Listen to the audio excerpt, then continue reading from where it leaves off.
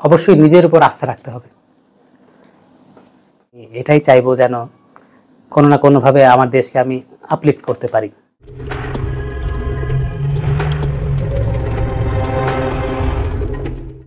প্রিয় সুধী, আশা করি সবাই ভালো আছেন। প্রাথমিক বিদ্যালয়ের পাঠ শেষ করেই ভারত চলে যাওয়া এবং সেখানেই মাধ্যমিক, উচ্চ মাধ্যমিক এবং ইঞ্জিনিয়ারিং পাশ করা, কিন্তু দেশের টানে বিদেশে পাড়ি না জমিয়ে আবার দেশে ফিরে আসা। এরপরে 2023 সালে বাংলাদেশ ব্যাংকে সহকারী পরিচালক হিসেবে যোগদান করেছে এবং 41তম BCS এ প্রশাসন ক্যাডারে সুপারিশপ্রাপ্ত হয়েছে। বলছি আমার প্রিয় ছোট ভাই আবির আনসারীর কথা।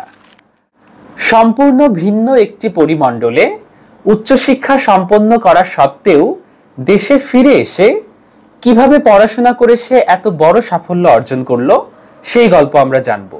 চলুন। আবির, কেমন আছো ভাই? আলহামদুলিল্লাহ ভাইয়া, খুব ভালো আছি এবং আপনার এই অনুষ্ঠানে আসতে পেরে খুব ভালো লাগছে। Thank you so much for having me. তোমাকেও অনেক অনেক ধন্যবাদ, তুমি কষ্ট করে এখানে এসেছো এবং তোমার সাথে সুন্দর একটা আড্ডা দিতে পারছি, তোমার জীবনের গল্প জানতে পারছি, এটা সত্যি আমার জন্য অনেক বেশি ভালো লাগার। তাহলে আজকে আমরা তোমার একটু জীবনের গল্প জানবো, ঠিক আছে? আচ্ছা আবির, তাহলে তোমার একটু জন্মস্থান, তোমার স্কুল, কলেজ এগুলো সম্পর্কে জেনে নেই, একটু বলো তো। আমার হোম টাউন বেসিক্যালি পাবনা, তবে আমার বার্থ খুলনার ফুলতলায়, ওখানে আমার জন্ম। আচ্ছা। এবং আমার প্রথম স্কুল ছিল সিলেটের ব্লুবার্ড স্কুল অ্যান্ড কলেজ। আচ্ছা আচ্ছা। এর পরবর্তীতে আমি স্কুলিং করি রাজশাহীতে। আচ্ছা। এবং ক্লাস 5 পর্যন্ত ওখানে পড়ার পর আমার মায়ের পোস্টিং হয়ে যায় ঢাকায়। উনি একটা ইন্টারন্যাশনাল এনজিওতে চাকরি করছিলেন তখন। পাবনায় আমি, আমার বাবা আর আমার ছোট ভাই ফিরে আসি।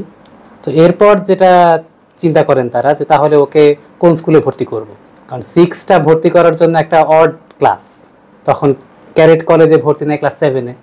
আমি যেহেতু 6-এ, আমি তো না এদিকে যেতে পারতেছি না ওদিকে। তো মা বাবা মিলে চিন্তা করলেন যে যদি ওকে একটা ভালো এনভায়রনমেন্টে পড়াতে চাই, সেক্ষেত্রে ইন্ডিয়া একটা ভালো অপশন হতে পারে। এই চিন্তা থেকেই মূলত আমাকে ওখানে পাঠিয়ে দেয়।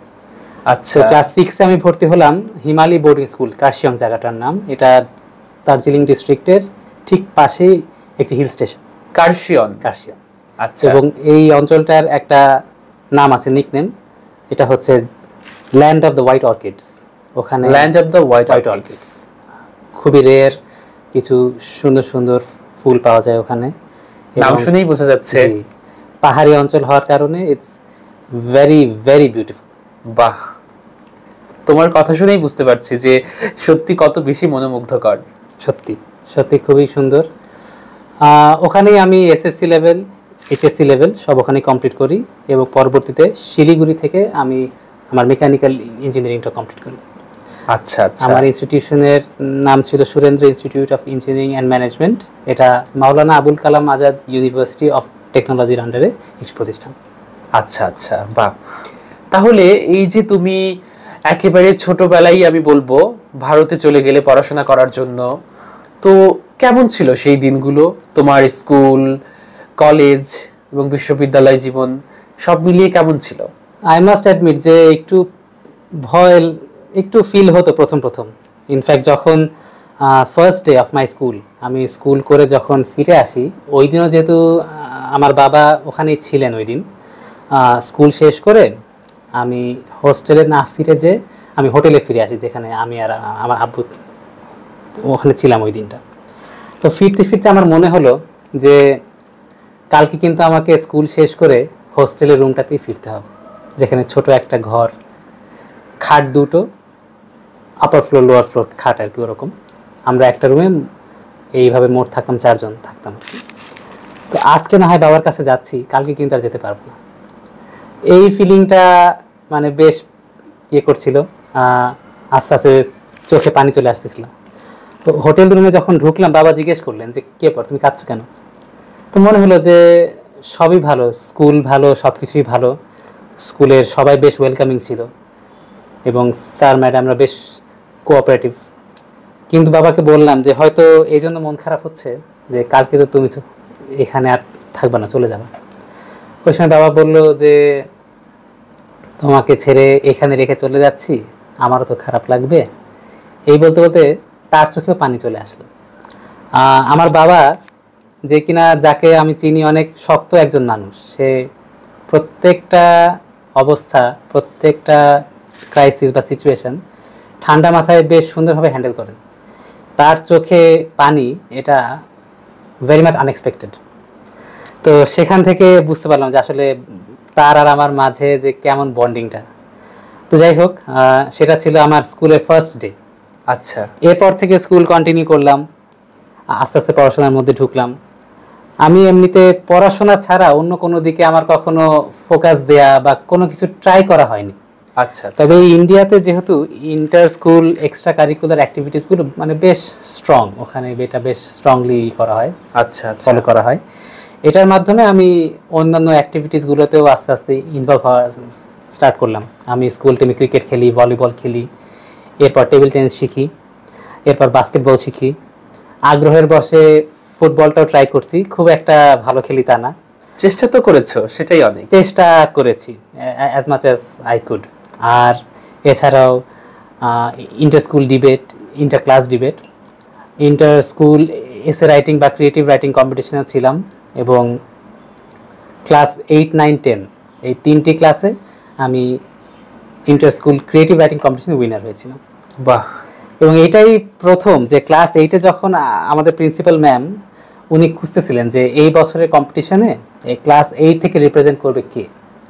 তো আমাদের উনি একদিন এসে বললেন যে তোমরা এই টপিকে 40 মিনিটের মধ্যে একটা জিনিস লিখে আমাকে দেখাও। আচ্ছা। এখন যেহেতু প্রিন্সিপাল ম্যাম বলেছেন, আমরা সবাই বেশ সিরিয়াসলি লিখলাম বিষয়টা। যখন লেখার পর ম্যাম প্রত্যেকটা কারেক্ট করেছেন, এবং পরে উনি এসে বললেন, ক্লাসে এসে বললেন যে আবির আনসারি কে? যে ম্যাডাম আমি, তোমার লেখা আমার খুব পছন্দ হয়েছে, তুমি ক্লাস 8-এ হলেও তুমি 8, 9, 10-এর মতো না, তুমি আর বড়দের মতো লেখো, আমি তোমাকে এই ইন্টার স্কুল ক্রিয়েটিভ রাইটিং কম্পিটিশনে টেক পার্ট করাতে চাই। বাহ। আচ্ছা, এই রাইটিংটা কোন বিষয়ে ছিল তোমার মনে আছে? এটা মোস্ট প্রবাবলি ছিল বই মেলা নিয়ে। আচ্ছা আচ্ছা আচ্ছা আচ্ছা। যে বই মেলায় মানুষ কি করে, কেন ভালো লাগে। বাহ, এরকম খুব সুন্দর একটি টপিক, একদমই ডিসক্রিপটিভ একটা এসে ছিল। হ্যাঁ হ্যাঁ। তখন মনে হলো যে আসলে পড়াশোনা ছাড়াও কিছু একটা পারি। বাহ। এইখান থেকে আগ্রহ জন্মালো। ক্লাস 8-এ যখন উইনার হলাম, আচ্ছা, ক্লাস 8-এর পর ক্লাস 9, এরপর ক্লাস 10, আস্তে আস্তে স্পোর্টসগুলোতে ইনভলভ হওয়া থেকে স্টার্ট করে আমার যে আগে যেভাবে আমি একদমই মনোটোনাসভাবে চলতাম, শুধু হোমওয়ার্ক পড়াশোনা, এক্সাম রুটিন, এরপর থেকে এক্সট্রা কারিকুলার অ্যাক্টিভিটিসগুলোতেও আস্তে আস্তে সময় দেওয়া শুরু করলাম। এবং আমার কাছে এটা খুবই এনজয় করার মতো ছিল যে আমি অ্যাপার্ট ফ্রম পড়াশোনা এই সব কিছুতেও টেক পার্ট করতে পারতেছি, আমি পার্টিসিপেট করতে পারতেছি এবং বেশ ভালো করতেছি। এটা আমি ইঞ্জিনিয়ারিং কলেজেও কন্টিনিউ করেছি, এবং ওভারঅল ইন্ডিয়াতে যে কয়টা বছর আমি ছিলাম, প্রায় 12 বছর ছিলাম, খুবই ডাইনামিক ছিল, খুব এনজয়েবল ছিল সময়। বাহ। আচ্ছা, তুমি তাহলে যেহেতু ভারতে পড়াশোনা করেছো, তুমি দেশে বছরে কতবার আসতে? স্কুল লেভেলে আমাদের ছুটি থাকতো বছরে মোট 3টি। আচ্ছা। ওই সময়টায় আমাদের পূজা, দুর্গা পূজা আর রোজার ঈদটা, এটা আমাদের কোয়েনসাইড করতো। তো এই সময় পূজা আর ঈদ মিলে বেশ একটা বড় ছুটি পাওয়া যেত, 15 দিন মতো। ওই সময় বাসায় আসা হতো, দেশে আসা হতো। মধ্যের যে ছুটি, ওটা অল্প থাকার কারণে খুব একটা আসা তখন সম্ভব হতো না, বাসায় আসাটা। আর শীতকালীন বেশ লম্বা একটা থাকতো ছুটি, এটা প্রায় 2-2.5 মাসের মতো, ওই সময় বাসায় আসা হতো। আচ্ছা, তাহলে বলতে পারি যে অন অ্যান অ্যাভারেজ বছরে তুমি 2বার বাড়িতে আসতে পারতে। আচ্ছা আচ্ছা। আসতে কি একা একাই নাকি বাবা যেতেন বা মা যেতেন? না, as far as I can remember, শুধু যাওয়ার সময় বাবা কয়েকবার নিয়ে যেতেন, কারণ তখন স্কুল ফিজের টাকা টোকাও নিয়ে যাওয়া লাগতো সাথে। আচ্ছা। স্কুলে যেহেতু বাংলাদেশি ছেলে মেয়েরা অনেক থাকতো, আমরা একটা গ্রুপ হয়ে যেত। ইনফ্যাক্ট কারো না কারো তো গার্জেন আসতোই, তো আমরা গ্রুপ ধরে ফিরতাম, একসাথে ফিরতাম। ওইটাও আমাদের একটা আউটিং এর মতো হতো, ওটাও বেশ এনজয়েবল ছিল। তো হ্যাঁ, একা একাই আসা যেত। মানে তুমি ইন্ডিপেন্ডেন্ট হওয়ার যে জার্নিটা, সেটা একেবারে ছোটবেলা থেকেই শিখেছো, তাই না? হ্যাঁ, এটাও একটা শিক্ষা যেটা হোস্টেল লাইফ থেকে শেখা সম্ভব। আচ্ছা, তাহলে এই যে তুমি ভারতে পড়াশোনা করা শুরু করলে, তোমার একাডেমিক রেজাল্ট কেমন ছিল ওখানে? I was quite good. আমি আসলে সবসময় ফার্স্ট, সেকেন্ড, থার্ডের মধ্যেই থাকতাম। বাহ! এটা আমি স্কুলে টিল ক্লাস 10 আমি বেশ ভালোভাবেই মানে মেনটেন করেছিলাম। আচ্ছা। ইন্টারমিডিয়েটে যেহেতু একটু হার্ড হয়ে যায়, প্লাস ওই যে বললাম এক্সট্রা কারিকুলার অ্যাক্টিভিটিসগুলোতেও আগের চাইতে একটু বেশি ইনভলভ হওয়ার কারণে মার্কস বা রেজাল্টটা ফার্স্ট থেকে থার্ডের মধ্যে না, একটু নিচে চলে আসে। তবে এটা আমি আক্ষেপ নেই, কারণ স্কোর বা রেজাল্ট খারাপ হয়নি কখনোই। আর ইঞ্জিনিয়ারিংয়ে আসলে ফার্স্ট, সেকেন্ড, থার্ড বলতে তো ওরকম কিছু ছিল না। তবে আমাদের ইন্ডিয়াতে তো এটা আউট অফ 10, মানে যেটা এই দেশে আউট অফ 4, হ্যাঁ হ্যাঁ, ওটা আমাদের আউট অফ 10, আমার ছিল 7.88। তো হ্যাঁ, এর বেশি পাওয়া কি সম্ভব না? অবশ্যই সম্ভব। আমাদের সাথেই বহু স্টুডেন্টস পেয়েছে। তবে এটা খারাপ না, ওদের স্ট্যান্ডার্ড অনুযায়ী এটা অবশ্যই অনেক ভালো, বেশ ভালো। এবং চেন্নাইতে একবার আমি একটা ইন্টারভিউর জন্য যাওয়া হয়, ওখানের যে স্যার, সে বলেছিলেন যে তুমি কিন্তু ইঞ্জিনিয়ার হিসেবে খুব ভালো। তো বললাম যে এটা বলার তো কোনো কারণ আমার তখন আমি সামনে পাইনি। তো সে বললো যে না, তোমার স্কোর যেহেতু 7.88, প্লাস তুমি এক্সট্রা কারিকুলার অ্যাক্টিভিটিসগুলো করেছো, তুমি ট্রেনিং করেছো, ওয়ার্কশপ করেছো, সব কিছু মিলিয়ে বলছি যে এইটা আমার কাছে অন্তত খুব ভালো রেজাল্ট। এটা শুনে বেশ ভালো লাগলো যে না, অ্যাটলিস্ট ফাঁকি দেয়নি বা অকাজ টাইপের কিছু করিনি। হ্যাঁ, এবং দারুণ একটা রেকগনিশন পেলে তুমি। জি। আচ্ছা আচ্ছা, যাক, খুবই ভালো। আচ্ছা, আমরা জানি যে তুমি ওখানে তোমার স্নাতক শেষ করার পরে দেশে ফিরে আসলে। সাধারণত এখন সবাই যেটা করে যে স্নাতক শেষ করে আরো উচ্চশিক্ষা অর্জনের জন্য বা আরো বেটার লাইফ এক্সপেক্ট করে তারা দেশের বাইরে চলে যান বা বিদেশে অন্য কোনো দেশে চলে যান। তো তুমি বিদেশে পাড়ি না জমিয়ে দেশে কেন ফিরে আসলে? অ্যাকচুয়ালি ইন্ডিয়াতে থাকা হয়েছে প্রায় 12 বছর। তো এতটা সময় থাকার পর আমি আসলে ফ্যামিলিকে মিস করা শুরু করি। আর আমি যখন ইন্ডিয়া থেকে আসি তখন আমার বয়স হবে 25 এরকম। আচ্ছা, তার মানে প্রায় অর্ধেকটা জীবন আমি ইন্ডিয়াতে ছিলাম। তো ফ্যামিলির কাছ থেকে দূরে এতটা সময় থাকার পর আর ইচ্ছা করলো না। ইনফ্যাক্ট যখন আসি দেশে, সবাই বললো যে তুমি তো এই লেভেল পর্যন্ত পড়েছো ইন্ডিয়াতে, এখন না হয় একটা স্কলারশিপ নিয়ে ইঞ্জিনিয়ারিংয়ের জন্য, মাস্টার্স করার জন্য বা পিএইচডি করার জন্য কোন দেশ ভালো হয় তুমি সেখানে চলে যাও।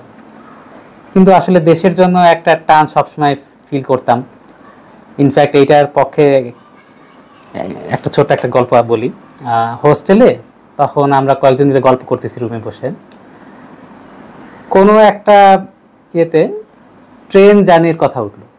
আচ্ছা। সো ট্রেনের কথা উঠলে সবাই বললো যে আচ্ছা তোমার দেশে কি ট্রেন আছে?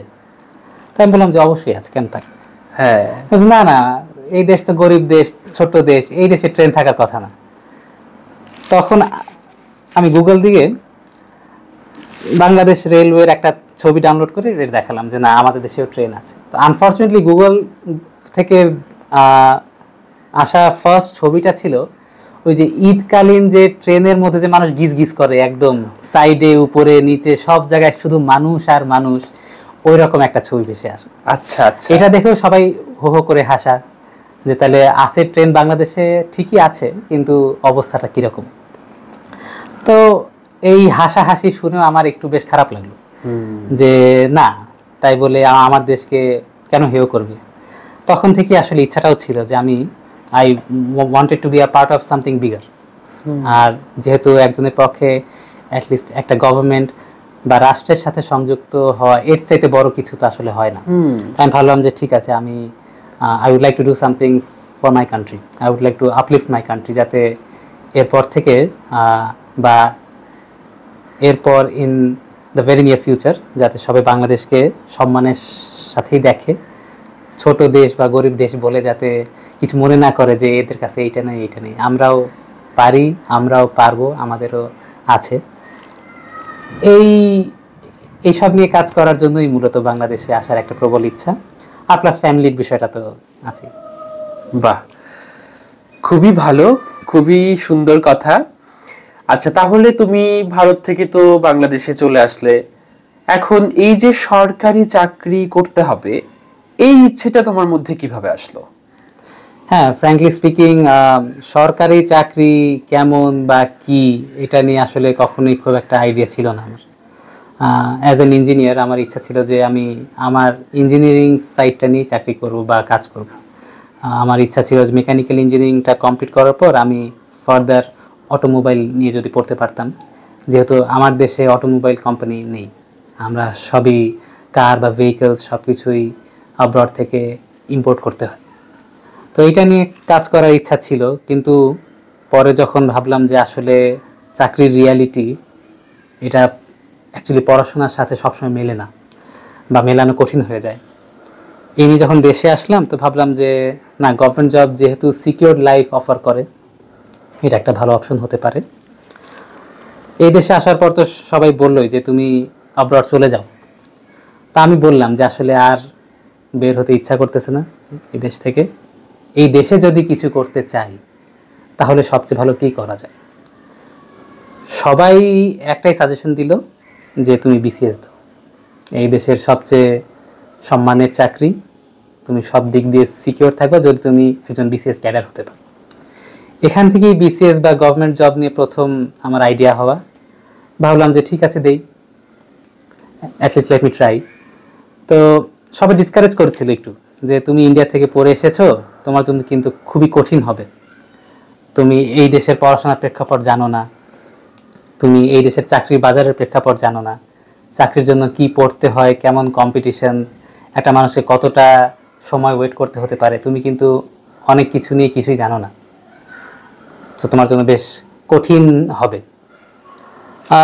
তবে আমি বিশ্বাসী যে আমি যদি রিস্ক না নিই তাহলে রিওয়ার্ড পাবো না। তো এই জন্য বললাম যে ঠিক আছে, আমার ট্রাই করাটা আমি করি, যা হবে পরে দেখা যাবে, এটা নিয়েই স্টার্ট করা। এইভাবেই আমার গভর্নমেন্ট জব বা এই যে এইসব বিসিএস এর প্রতি যেটা আগ্রহটা জন্মানো, এখান থেকে জন্মানো। আচ্ছা আচ্ছা, তাহলে এই যে সরকারি চাকরির প্রস্তুতিটা তুমি নেওয়া শুরু করলে কবে থেকে? ইন্ডিয়া থেকে সব রকম সার্টিফিকেটস, মার্কশিটস সব কিছু নিয়ে আমি এই দেশে চলে আসি 2019 সালের মার্চ মাসের দিকে। আচ্ছা, মার্চ মাসে আসার পরে আমি অবশ্য কোথাও অ্যাপ্লাই করতে পারিনি। আমি জানতে পারি যে আমার ইন্ডিয়ার সকল এসএসসির যে মার্কশিট, সার্টিফিকেট, এইচএসসি, ইঞ্জিনিয়ারিং সব কিছুই এই দেশের স্ট্যান্ডার্ড অনুযায়ী সমমূল্য করতে হয়। সো এই কনভার্সনটা করার জন্য বেশ কয়েক মাস সময় লেগে যায়।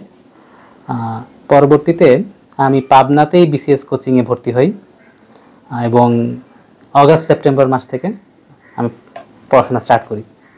আচ্ছা আচ্ছা, তাহলে এই যে তুমি সরকারি চাকরির প্রস্তুতি নেওয়া শুরু করলে, এখন আমরা জানবো যে তুমি কিভাবে প্রস্তুতিটা নিলে বা কিভাবে পড়াশোনা করলে, এই জিনিসটা একটু বলো শুনি। ওয়েল, খুবই কঠিন ছিল, একদমই সহজ না। ইনফ্যাক্ট আমার যারা সহপাঠীগণ বা যারা আমার সাথে কোচিংয়ে হোক বাইরে হোক পড়েছেন, এখনও যারা ট্রাই করছেন, অফকোর্স দে উইল টেস্টিফাই যে আসলে কতটা কঠিন। ইনফ্যাক্ট যখন প্রথম কোচিংয়ে ভর্তি হই, একটা মানুষও পরিচিত ছিল না, তো সবাই বলতো যে আপনি পড়ছেন কোথায়, এই এই এই লাইনে আগ্রহ কেন। তো যখন বললাম যে আমি পড়াশোনা করছি ইন্ডিয়াতে, তো সবাই বলতো যে ভাই আপনি তো জীবন নিয়ে জুয়া খেললেন, এত আনসার্টেন একটা বিষয়, 3টা পরীক্ষায় টিকতে হয়, তারপরও ফার্স্ট চান্সে সবার হয় কি হয় না। এর উপর আবার গভর্নমেন্ট জব নিয়ে তো অনেকেরই কিছু মত থাকে যে হয়তো কিছু অন্য উপায় অবলম্বন করতে হতে পারে। সব কিছু মিলিয়ে আমার মতো ইন্ডিয়াতে পড়াশোনা করা একটা ছেলের জন্য এই লাইনটা হয়তো অ্যাপ্রোপ্রিয়েট ছিল না। এটা সত্যি, মানে একেবারে ভিন্ন একটা পরিমণ্ডলে তুমি তোমার উচ্চতর শিক্ষা অর্জন করেছো, সেইখান থেকে এখানে এসে সবকিছু তোমাকে একেবারে প্রথম থেকে শুরু করতে হয়েছে। একদম প্রথম থেকে, হ্যাঁ, ফ্রম দ্য অ্যাবসলিউট বেসিক্স। এবং এইটার জন্য হয়তো অন্যদের থেকে আমার প্রস্তুতি নেওয়া বা প্রস্তুতির যে স্ট্রাগলটা হয়তো একটু ভিন্ন ছিল। কঠিন বলবো না, আসলে সবার জীবনেই যার যার স্ট্রাগল যার যার কাছে কঠিন, আমারটাই একটু ভিন্ন টাইপের কঠিন। যেহেতু ইংলিশ মিডিয়ামে পড়েছি, তাই কোচিংয়ের লেকচার কিচ্ছু বুঝতাম না। ইনফ্যাক্ট প্রথম যে ক্লাসটায় আমি জয়েন করি সেখানে বায়োলজি পড়াচ্ছিল স্যার। তো সেখানে সে বলেন দ্য হার্ট হ্যাজ 4 চেম্বার্স। এই কথাটাই যখন সে বাংলায় বলে যে হৃৎপিণ্ডের 4টি প্রকোষ্ঠ আছে, এই লাইনটাই আমার বুঝে উঠতেই পারে সক্ষম হইনি আমি। হ্যাঁ, কারণ তুমি জেনে এসেছো যে হচ্ছে heart has 4 chambers. Heart has 4 chambers, আর এই যে চেম্বারের বাংলা যে প্রকোষ্ঠ, এটা আমার জানা ছিল না, তোমার একটু জানা না থাকারই কথা। ক্রমাগত ইংলিশে প্র্যাকটিস করতে করতে হার্টের বাংলা যে হৃৎপিণ্ড এটা আমি জানতাম, কিন্তু এট দ্যাট টাইম আমার ব্রেনে খেলেনি বিষয়টা। হ্যাঁ, তো তুমি তো হ্যাবিচুয়েটেড না। হ্যাঁ। তারপরে যে ফিজিক্সের আধান, তারপর তড়িৎ, এরপর বিভব, অঙ্কের গুণনীয়ক, ভাজ্য, ভাজক, লব, হর, সব কিছু, এরপর বাংলার যে সাহিত্য, সমাস, সন্ধি, প্রত্যয়, সব কিছুই খুবই কঠিন লাগতো, কারণ টার্মগুলোই তুমি প্রথম শুনলে। টার্মগুলোই আমি একদম প্রথম শুনেছিলাম। হ্যাঁ, তো আমার শুরুটা ছিল এরকম, একদম অথৈ সমুদ্রে, কোথা থেকে শুরু করব, কি ধরে শুরু করলে ভালো হবে। তো কোচিং থেকে একটা অ্যাডভাইস ছিল যে বিসিএস এর জন্য মেনলি পড়তে হয় 9, 10 বা এসএসসির যে বোর্ড বইগুলো, এটা। ফরচুনেটলি আমার ছোট ভাই 2019 সালে এসএসসি পরীক্ষা দেয়। আচ্ছা। তো ওর পরীক্ষার পর আমি ওকে বললাম যে তোমার বইগুলো তুমি আর কাউকে দিও না, আমার জন্য রেখে দাও। আচ্ছা। এবং বোর্ড বইগুলোর ইংলিশ ভার্সনটা আমি অনলাইন থেকে ডাউনলোড করে নিই। আচ্ছা আচ্ছা আচ্ছা। তো এখন আমার কাজ হতো যে আমি এভরিডে কোচিংয়ে যাচ্ছি ক্লাসের জন্য, স্যারের লেকচার আর আমার ভাইয়ের যে বোর্ড বই, এই দুটো মিলিয়ে এটার ইংলিশটা বের করা, তারপর নিজের মতো করে ইংলিশে নোট করা, তারপর পড়া। আচ্ছা। এজন্য একটু ভয় হতো যে আমি যেখানে মাত্র নোট করা শুরু করতেছি, অন্যরা তো পড়তে পড়তে বেশ ফাস্ট ফরওয়ার্ড হয়ে যাচ্ছে। হ্যাঁ, ইনফ্যাক্ট কোচিংয়ে কিন্তু প্রথম কয়েকটা পরীক্ষা খুব খারাপও হয়েছিল। আচ্ছা। তখন বুঝে উঠতে ওই ওএমআর শিট, এমসিকিউ স্টাইলে পরীক্ষা দেয়া এবং বাংলায় পরীক্ষা দেয়া খুবই টাফ ছিল। এইভাবে স্টার্ট করা। আমার ভাবতেই খুব অবাক লাগছে যে তোমার জন্য জিআরই দিয়ে দেশের বাইরে চলে যাওয়া কত সহজ ছিল, কারণ তুমি ইংরেজিতে অনেক ভালো ছিলে, তুমি চাইলেই সেটা করতে পারতে। কিন্তু সেটা না করে একেবারে উল্টো একটা পথ তুমি বেছে নিলে, বলতে গেলে তুমি একটা চ্যালেঞ্জ নিলে। হ্যাঁ, একদিন আমি আমার মামার বাসা থেকে পাবনা যাচ্ছি। আচ্ছা। তো বাস যে স্ট্যান্ড যে কাউন্টার, সেখানে পাবনায় যাবে আমার সাথে একজন ভদ্রলোক, বেশ ইয়াং।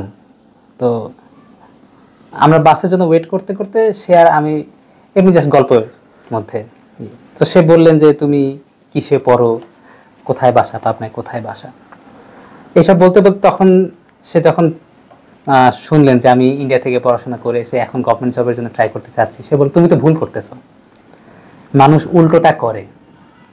মানুষ এই দেশে এসএসসি এইচএসসি পর্যন্ত পড়াশোনা করে তারপর স্কলারশিপ নিয়ে বাইরে চলে যায়, সেখানেই সেটেল হয়।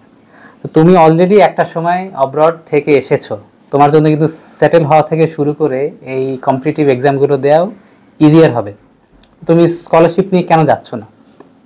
তুমি এটা একটা বেশ বড় ভুল হচ্ছে। তুমি এখনো ভাবনা চিন্তা করে তুমি অব্রড যাওয়ারই এটা প্ল্যানটা ফিক্স করো। তো তার সাথে আর কোনদিন দেখা সাক্ষাৎ হয়নি, আদৌ হবে কিনা জানি না, তবে হয়তো সামনে পেলে হয়তো বলতাম যে ভুল হয়নি, সত্যি hard work has paid off. হ্যাঁ হ্যাঁ, যা ট্রাই করেছিলাম সেটাই সফল হয়েছে। সত্যি আমি অনেক গল্প শুনেছি, অনেকের গল্প শুনেছি, কিন্তু তোমার ব্যাপারটা একেবারে ব্যতিক্রম।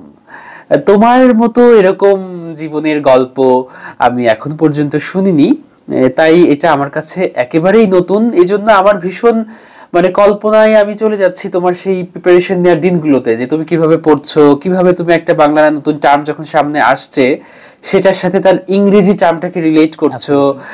ওই জার্নিটা যে আসলেই কতটা জটিল ছিল এবং তোমাকে কত বেশি হার্ডওয়ার্ক করতে হয়েছে অন্য অনেকের চেয়ে, সেটা আমি একটু ফিল করতে পারছি আর কি। আসলে এই ইংলিশ বাংলাটা নিয়ে বেশ ভুগতে হয়েছে।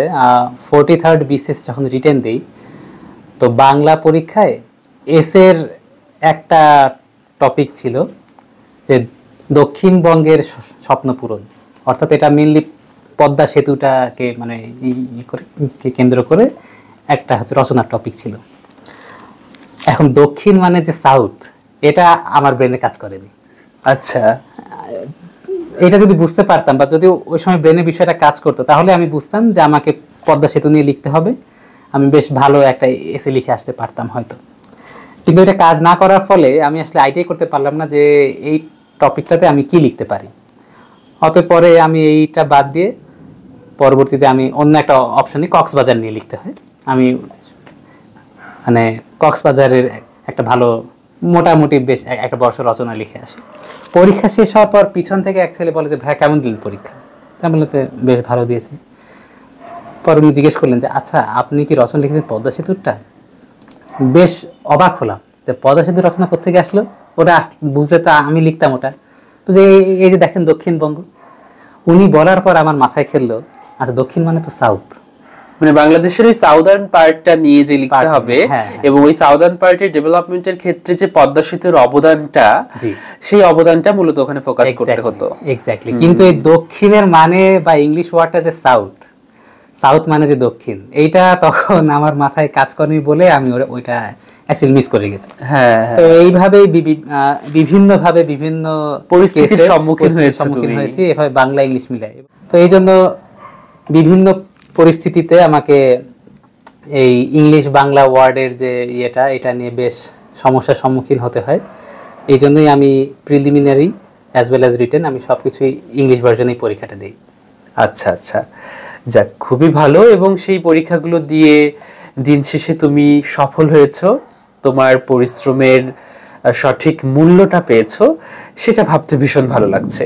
আচ্ছা আবির, তাহলে এই যে তুমি এভাবে এত কষ্ট করে পরিশ্রম করে এত বড় বড় চাকরি পেলে, তো চাকরি পাওয়ার পরে তোমার অনুভূতিটা কেমন ছিল সেটা একটু শুনবো। ইট ওয়াজ ওভারওয়েলমিং টু বি অনেস্ট। জানি যে সহজ ছিল না। ওয়েল, মানে বাংলাদেশের টপ দুটো চাকরি যে বলে যে বাংলাদেশ ব্যাংকের AD as well as BCS, first চান্সে ক্র্যাক করা এটা অবশ্যই খুব কঠিন। তবে আমার মনে হয় যে শুধু আমার একার হার্ডওয়ার্ক এখানে অবদান রাখেনি, অবদান রেখেছে আমার পরিবার, আত্মীয় স্বজনদের যে দোয়া বা তাদের আমার প্রতি যে আত্মবিশ্বাস, আমার মতে এটাও অনেক বড় একটা আসলে বাংলাদেশের টপ দুইটা চাকরি পাওয়া, একটা বাংলাদেশ ব্যাংকের এডি আর একটা বিসিএস, নিঃসন্দেহে it was very tough. The feeling is overwhelming to be honest. তবে আমার মনে হয় যে শুধু আমার হার্ডওয়ার্ক চাকরি পাওয়ার ক্ষেত্রে কন্ট্রিবিউট করেনি, এখানে আমার আত্মীয় স্বজন, পরিবার পরিজনদের দোয়া এবং শুভকামনা মানে নিঃসন্দেহ। কারণ হার্ডওয়ার্ক তো সবাই করে, প্রত্যেকেই করে। আমার মনে হয় সবার মধ্যে আমি সবচেয়ে কম পড়াশোনা করি, 6-7 ঘন্টার বেশি হয়তো কোনোদিন পড়তে পারিনি। কিন্তু অনেকে এমন আছে যারা সকাল থেকে রাত পর্যন্ত শুধু কন্টিনিউস পড়েছে, শুধু খাওয়া দাওয়ার সময়টা ছাড়া। তা আমি সবসময় মনে করি যে আমার চাইতেও হার্ড ওয়ার্কার আছে, বা তা সত্ত্বেও আল্লাহর রহমত যে এইভাবে চাকরিগুলো পেয়ে গেলাম। তা আমার মনে হয় যে আমার এই হার্ডওয়ার্ক ছাড়াও আমার আত্মীয় স্বজনদের দোয়া এবং শুভকামনা এখানে অবশ্যই রোল প্লে করেছে। আমার 2 খালামণি, তারা আমার পরীক্ষার পুরো সময়টা তারা কন্টিনিউসলি নামাজ পড়তেন, আমার পরীক্ষার দিনে তারা রোজা রাখতেন। আমার ফুপু, চাচি, চাচা, তারা আমার আগে বুঝতে পারতেন, জানতে পারতেন যে আজকে রেজাল্ট আসবে। তারা আমাকে ফোন দিয়ে জিজ্ঞেস করতো যে শুনলাম যে তোমার রেজাল্ট আসছে, তো কী অবস্থা বলো। আমি বলতাম যে ফুপু আমি তো এখনও চেক করিনি, আমি তোমাকে চেক করে জানাই। তো বলতে যে হ্যাঁ, তুমি যদি নাও পাও তবুও তুমি আমাকে ফোন দিয়ে জানাবে যে ফুপু হয়নি। তোমার পাওয়া না পাওয়াটা বড় বিষয় না, আমরা তোমার পাশে আছি। আমার এক কাজিন, সে মাকে বলেছিলেন যে আন্টি এই যে বিসিএস কিন্তু শুধু ক্যান্ডিডেটদের জন্য ধৈর্যের পরীক্ষা না, বাবা মার জন্য কিন্তু ধৈর্যের পরীক্ষা। এই যে ছেলে পরীক্ষা দিচ্ছে, চান্স পাচ্ছে না, কবে চাকরি করবে, কবে সংসারের হাল ধরবে, পরিবারের হাল ধরবে, এই যে একটা অপেক্ষা, এটাও নিশ্চয়ই খুব ধৈর্যের। এবং আমার মা বাবা কিন্তু সেই পরীক্ষায় 100-তে 100। তারা তো আমাকে কখনোই মানে ফোর্স করেনি, প্রেশার দেয়নি, উৎসাহ দিয়েছে যে না, তুমি সবচেয়ে ভালোটা ট্রাই করছো, তো কন্টিনিউ করো, তোমার এই ট্রাই করাতে যাতে কোনো বাধা বিপত্তি না আসে তুমি সেটা খেয়াল করো, এর বাকিটা আমি দেখছি। এই যে সাপোর্টগুলো আসলেই হিউজ। এবং আমার মতে আমি আমার জন্য যা খুশি, ওদের জন্য তার চাইতেও বেশি খুশি আমি যে এই আস্থাটা রাখতে পেরেছি তাদের। আমার যেদিন 41 BCS এর ফাইনাল রেজাল্ট আসে, ভাইবার রেজাল্টটা, আমার মামা খবরটা শুনে চিৎকার দিয়ে উঠেছিলেন, মানে তিনি আমার চাইতেও বেশি খুশি ছিলেন। তো এই পাওয়াগুলো আসলে আমার চাকরি পাওয়ার যে ফিলিংসটা তার চাইতে বড়। এবং চাকরি পাওয়ার পর এই মানুষগুলোকে নিয়ে যে আমি সফল হতে পেরেছি, এইটাই আমার সবচেয়ে বড় পাওয়া। তো এখানেও একটু ল্যাকিংস থেকে গেছে, কারণ আমার বাবা, উনি আমার এই বিসিএস এর রেজাল্ট বা বাংলাদেশ ব্যাংকের রেজাল্ট কোনোটাই দেখে যেতে পারেননি। আনফর্চুনেটলি উনি 2022 সালের 15ই ডিসেম্বর গত হন। আমি যখনই কোনো পরীক্ষায় উত্তীর্ণ হতাম, যখন রেজাল্ট আসতো, আমি সর্বপ্রথম বাবাকে দিয়ে চেক করাতাম যে বাবা দেখো তো, এই হচ্ছে রেজাল্ট শিট, এটা হচ্ছে ওই আমার রোল নাম্বার, একটু দেখো তো। সেও খুব উৎসাহের সাথে চোখে রিডিং গ্লাসটা পরে সে দেখতো যে কোথায় রোল নাম্বারটা, খুব কুইকলি খুঁজে পেতেন। এবং সে বলতেন যে বাহ, কংগ্রাচুলেশনস, তুমি তোমার নেক্সট পদক্ষেপের জন্য পড়াশোনা করো। প্রচুর বই কিনেছি, কখনো বলেনি যে আর কত, বলেছে আর কোনটা লাগবে। তো সেই মানুষটার সাথে এই ফাইনাল রেজাল্টটা শেয়ার করতে পারিনি, এটা একটা লস। এবং এই অ্যাবসেন্সটা হয়তো হোল লাইফ কাঁদাবে, হয়তো হোল লাইফ খারাপ লাগবে, এই আফসোসটা থেকে যাবে। আই হোপ যে সে এখন যেখানেই আছেন, হয়তো কোনো না কোনোভাবে সে জানতে পেরেছেন আমার এই আজকের অর্জনের কথা। অবশ্যই। এবং আমার ওভারওয়েলমিং ফিলিংসটাকে পরিপূর্ণতা দিতে এইটাই আমার লাস্ট একটা অংশ, পিস অফ দ্য পাজল। সত্যি মানে উনি আসলে বাবা মার অবদান তো আমাদের জীবনে বলার ঊর্ধ্বে। তো সেখানে থেকে এটা তোমার একটা আজীবনের আফসোস যে তোমার বাংলাদেশ ব্যাংকের চূড়ান্ত ফলাফল এবং বিসিএস এর চূড়ান্ত ফলাফল উনি দেখে যেতে পারেননি। তোমার ভবিষ্যৎ পরিকল্পনা কি বা জীবনের লক্ষ্য কি এখন?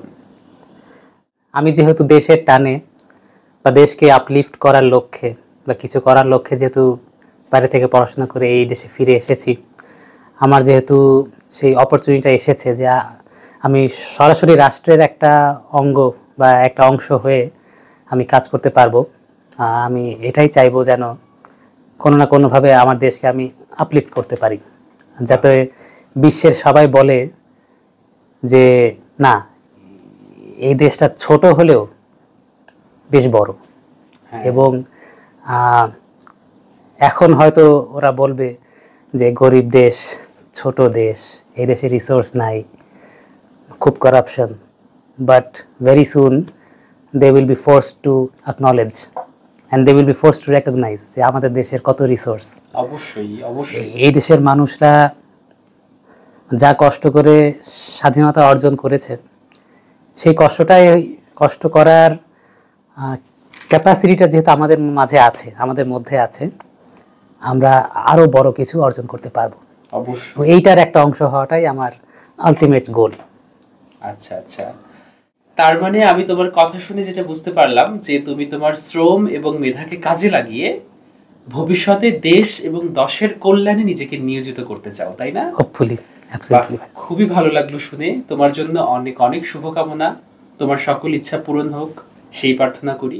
আবির, তাহলে এই যে তুমি আজকে এখানে বসে আছো, তোমাকে যদি এখানে বসে একটু পেছনের দিকে ফিরে তাকাতে বলি, তাহলে তোমার কোন সংগ্রামগুলোর কথা তোমার এখন খুব করে মনে পড়ছে? কোন সংগ্রামগুলো তোমাকে এখনো একটু তাড়া করে বেড়ায়?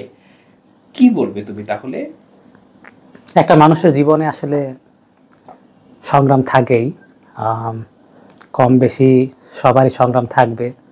একজনের সংগ্রাম হয়তো অন্যজনের জন্য তেমন একটা ডিফিকাল্ট নাও মনে হতে পারে, কিন্তু যার যার অবস্থান থেকে তার তার সংগ্রামটা আমার বিশ্বাস পাহাড়ের সমান।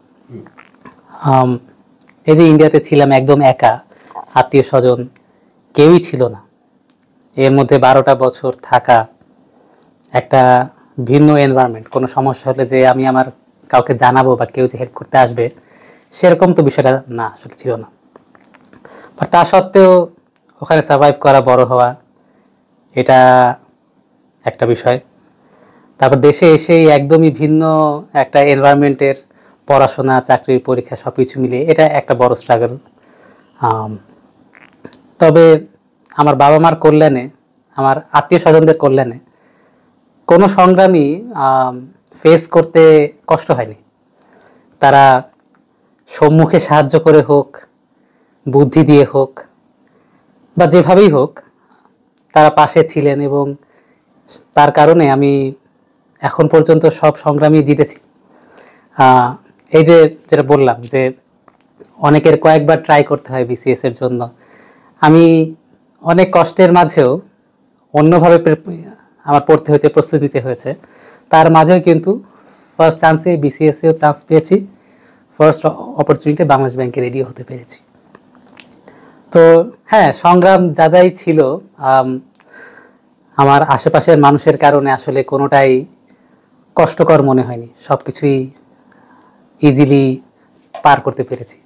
বাহ, খুবই ভালো লাগলো শুনে। আচ্ছা, তাহলে আবির, এই যে তোমার জীবনের গল্প অনেক কিছু আমরা আজকে শুনছি, আজকে যে দর্শকরা আমাদের এই অনুষ্ঠানটি দেখছেন এবং তোমার মতো করে এরকম সরকারি চাকরির প্রস্তুতি নিতে চান, এরকম ভালো ভালো সরকারি চাকরি পেতে চান, তাদের উদ্দেশ্যে তোমার কি কি উপদেশ থাকবে? সেভাবে আসলে উপদেশ দেওয়ার আমি কেউ না।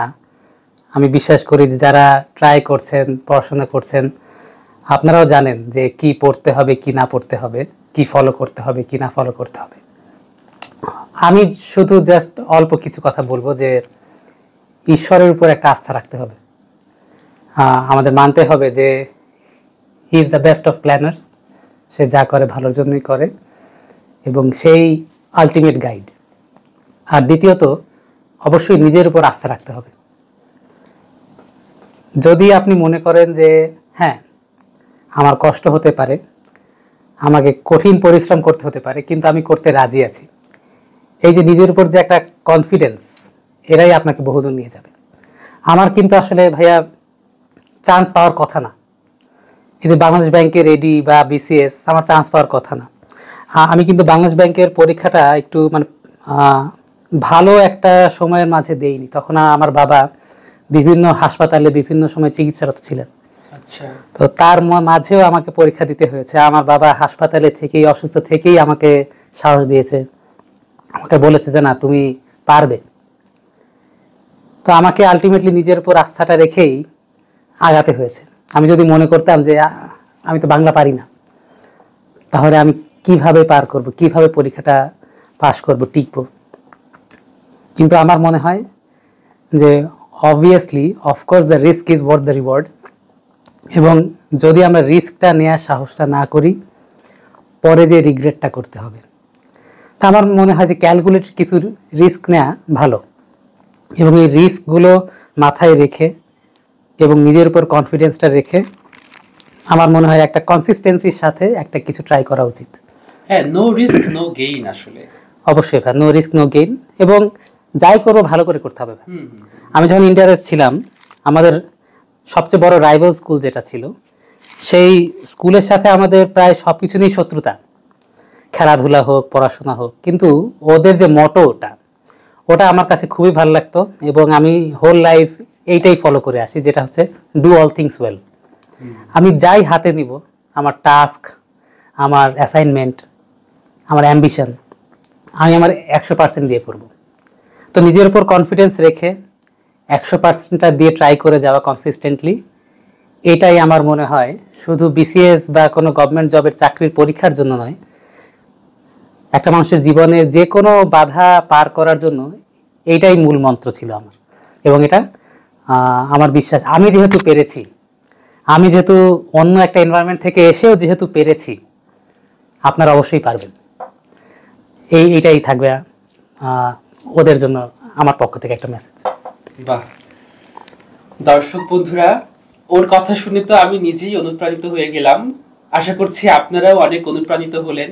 একেবারে ভিন্ন পরিমণ্ডলের একটা শিক্ষা ব্যবস্থায় উচ্চশিক্ষা অর্জন করে দেশের টানে দেশে ফিরে এসে একটা চ্যালেঞ্জ নিয়েছিল সে, এবং তাতে কিন্তু সেই সাফল্য খুঁজে পেয়েছে।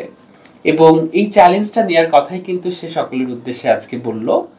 তাই আশা করছি আপনারা আবিরের কথা থেকে অনেক অনুপ্রাণিত হলেন এবং নিজেরাও সেভাবে নিজেদেরকে চালিয়ে নেওয়ার জন্য শক্তি কিছুটা হলেও তার কথা থেকে পেলেন। আচ্ছা আবির, তাহলে এই যে তুমি আজকে এখানে বসে আছো, এই জায়গায় বসে এই যে তোমার একটা জীবনের জার্নি, এত সংগ্রাম, এই সব কিছুকে মাথায় রেখে কোন মানুষগুলোর কথা খুব করে মনে পড়ছে বা কাদের প্রতি খুব করে কৃতজ্ঞতা প্রকাশ করতে ইচ্ছে করছে, যাদের জন্য তুমি আজকে এই অবস্থানে এসেছো? আমার মা, বাবা, ছোট ভাই, ওদের অবদান তো বলার মতো না। কিছুটা হলে বলার চেষ্টা করেছি কিছুক্ষণ আগে। আমার মামা, খালা, খালু, চাচা, চাচি, সবারই আসলে আমার লাইফে অবদান অনেক। তবে এখানে একটা মানুষের কথা না বললেই নয়, সে আমার ফ্যামিলির নতুন মেম্বার, আমার ওয়াইফ। ও অ্যাজ আ হিউম্যান বিং এতটাই ইনক্রেডিবল যে বলার মতো না। আমি কিন্তু ছেলে হিসাবে বেশ অলস এবং অগোছালো, কিন্তু ও কিন্তু আমার জীবনে আসার পর আমাকে মোটামুটি গুছিয়ে এনেছে। আমি কিন্তু কখনো রুটিন করে পড়তাম না, ও আমাকে বুঝিয়েছে, শিখিয়েছে যে না, রুটিন করে পড়ো। উনার তোমার জীবনে আসার একটু পেছনের গল্পটা তাহলে শুনে নেই। আমাদের পরিচয় মেনলি পারিবারিকভাবেই, তারপর আস্তে আস্তে কথা হওয়া থেকে শুরু করে আস্তে আস্তে একে অপরের বানিয়ে নেওয়া। সেটা ফরচুনেটলি আমি যখন আমার মা বাবার কাছে ওর বিষয়ে শেয়ার করি যে আমার একজন পছন্দ আছে, তাকে বিয়ে করার জন্য আমি মানে কমিটেড বা এরকম কিছু, আমার বাবা কিন্তু এক কথায় রাজি বলে যে হ্যাঁ, এই মেয়েটাকে আমিও তোমার জন্য ভাবছিলাম। তো সবকিছু যখন ব্যাটে বলে মিলে গেল, এই জন্য আসলে আমাদের এই বিষয়ে কোনো সমস্যার সম্মুখীন হতে হয়নি। আচ্ছা। এবং she is an incredible woman. সে খুবই ভালো স্টুডেন্ট, সে আমার চেয়ে ভালো স্টুডেন্ট। সে হচ্ছে ময়মনসিংহ মেডিকেলের ফাইনাল ইয়ারের স্টুডেন্ট। সে খুবই গোছানো মানুষ, সে সাহসী, সে আমার চেয়েও বেশি হার্ড ওয়ার্কার। এবং অলস মানুষকে আলসেমি থেকে দূর করা, অগোছালো মানুষটাকে গোছানো করা, এটা সম্ভব বলে আমার মনে হতো না, but she made it possible.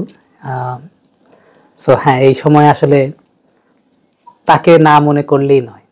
আমাদের পরিচয়ে আমি যখন 41 বিসিএস রিটেন দিব তখন থেকে, তো সেই সময় থেকেই সে আমাকে গাইড করা, সময় দেয়া, আমাকে ইন্সপায়ার্ড রাখা, মোটিভেটেড রাখা। পড়তে পড়তে একঘেয়েমি লাগতো, পড়তে পড়তে মনে হতো যে খুব রেস্ট দরকার, কিন্তু রেস্ট নিতে গেলে মনে হতো এই যে রেস্ট নিয়ে যে সময়টা পার করতেছি, পড়া তো পিছিয়ে যাচ্ছে। সবকিছুর মধ্যে একটা সমন্বয় নিয়ে আসার মুখ্য ভূমিকা পালন করেছে সে।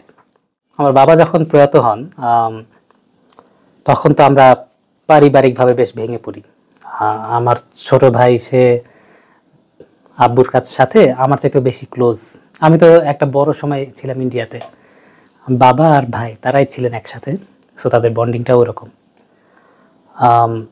মা বেশ ভেঙে পড়েছিলেন, ছোট ভাই বেশ ভেঙে পড়েছিলেন।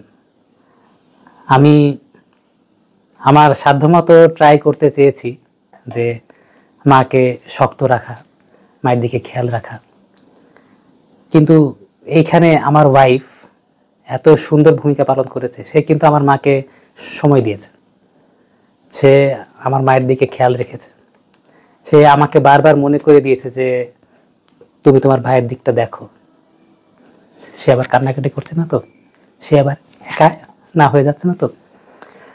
তো ওর মতো একটা মানুষ আমি পেয়েছি জীবনে। I am extremely thankful to Allah, I am extremely thankful to her as well, যে তুমি আমার মতো একটা মানুষের সঙ্গী হয়েছ। বাহ, খুবই ভালো লাগলো তোমার কথা শুনে। এবং ওই যে আমার এই কথাটা বলতে খুব ইচ্ছে করছে যে আমরা অনেক সময় শুনি না যে প্রতিটা পুরুষের সাফল্যের পেছনে নারীর অবদান থাকে। তো তুমি তেমনি তোমার জীবনেও হয়তো ঘটেছে, আমার মনে হলো তোমার কথা শুনে খুব করে। যাক, খুবই ভালো। দর্শক, আপনারা খুবই সুন্দর একটি জীবনের গল্প শুনলেন। আমার প্রিয় ছোট ভাই আবির আনসারী, সে খুবই সুন্দর করে তার জীবনের গল্প আমাদের সাথে শেয়ার করলো, আমাদেরকে নানাভাবে মোটিভেট করলো। আশা করছি আপনাদের তার এই জীবনের গল্প ভালো লেগেছে। আবির, তাহলে তুমি দর্শকদের উদ্দেশ্যে যদি কিছু বলতে চাও বলতে পারো। খুব বেশি কিছু আর নেই বলার, একটা কথাই বলবো যে হোম ইজ হোম। এবং আমার মনে হয় যে নিজের দেশে আমরা যেভাবে সিকিউর হ্যাপি থাকতে পারবো, ওটা আসলে সারা বিশ্বের অ্যাডভান্স দেশগুলিতেও হয়তো পাবো না। এবং আলটিমেটলি যাই হোক, আমার মনে হয় যে আমি যে ইন্ডিয়াতে পড়াশোনা করে যে আলটিমেটলি এই দেশে ফিরে এসেছি, যেটা অন্য সবার থেকে ব্যতিক্রম, আমার মনে হয় আমি ভুল করিনি। এবং আমাদের প্রত্যেকেরই উচিত, গভর্নমেন্ট জবের মাধ্যমেই করতে হবে তা না, কিন্তু আমার মনে হয় যে আমাদের প্রত্যেকেরই উচিত যে নিজেদের স্থান থেকে আমরা যাতে দেশের জন্য কিছু করতে পারি, আমরা যাতে আমাদের পরিবারের কাছে থেকে কিছু করতে পারি। আমাদের আসলে যা যা আপন, আমার দেশ আমার আপন, আমার পরিবার আমার আপন, আপনদের কাছ থেকে কখনোই দূরে থাকতে হয় না। There is no answer to loneliness, but when you are at home you can be the king of your own story. আমি এটা বিশ্বাস করি। এবং এইখান থেকে আসলে আমার মানে এই দেশে আসা থেকে শুরু করে বা এখন যা বলছি যে এটাই মূল কথা, যে আমাদের রুটসটা ভুলে গেলে হবে না। নিজ দেশে যেটা আমরা পাবো সেটা আসলে অন্য কোথাও পাওয়া পসিবল না। আলটিমেটলি আমাদেরকে আমাদের দেশের জন্য কিছু করা উচিত এবং এই দেশেই একটা সময় ফিরে আসতে হবে, এইটা ভেবে নিয়ে কিছু করা উচিত। বাহ, দর্শক, খুবই ভালো লাগলো আবিরের কথা শুনে। সে তার কথাতে বারবার করে দেশের মানুষ এবং দেশের কথা বলল। আসলেই তাই, আমাদের প্রত্যেকেরই আসলে আমাদের এই দেশটার প্রতি দায়বদ্ধতা আছে। সেই জায়গা থেকে আমাদের প্রত্যেকের যার যার নিজ জায়গা থেকে দেশের জন্য এগিয়ে আসা উচিত, দেশের কল্যাণে নিজেকে নিয়োজিত করা উচিত। আশা করছি আপনারা আবিরের কথাই নিশ্চয়ই অনেক অনেক অনুপ্রাণিত হলেন। আবির, তোমাকে অনেক অনেক ধন্যবাদ, তুমি আজকে এখানে এসেছো। আমরা খুব সুন্দর একটা সময় কাটালাম, খুব সুন্দর একটা সেশন হলো। তোমার জীবনের গল্প আমি নিজেও শুনলাম এবং দর্শকদেরও শোনালাম। তোমাকে আবারও অনেক অনেক ধন্যবাদ। ভাই, আপনাকেও অনেক অনেক থ্যাংক ইউ এরকম একটা সময় বের করার জন্য। আশা করি আমার কথা বা গল্প শুনে আপনার ভালো লেগেছে, হয়তো নতুন কিছু শুনলেন বা জানলেন। অবশ্যই। এবং আপনার তৈরি এই আয়োজনে এসে আমারও খুব ভালো লাগলো। Thank you so much. ঠিক আছে ভাই। দর্শক, আশা করছি আবিরের গল্প শুনে আপনাদেরও অনেক অনেক ভালো লাগলো। একটু ব্যতিক্রম ওর জীবনের গল্প, যেটি আমাদের সকলেরই মন ছুঁয়ে গেল। আজকের মতো এখানেই শেষ করছি। সকলের সুস্থতা এবং সর্বাঙ্গীন মঙ্গল কামনা করে আজকের মতো এখান থেকেই বিদায় নিচ্ছি। সবাই অনেক অনেক ভালো থাকুন, সেই শুভকামনা থাকলো। সবাইকে আবারও অনেক অনেক ধন্যবাদ।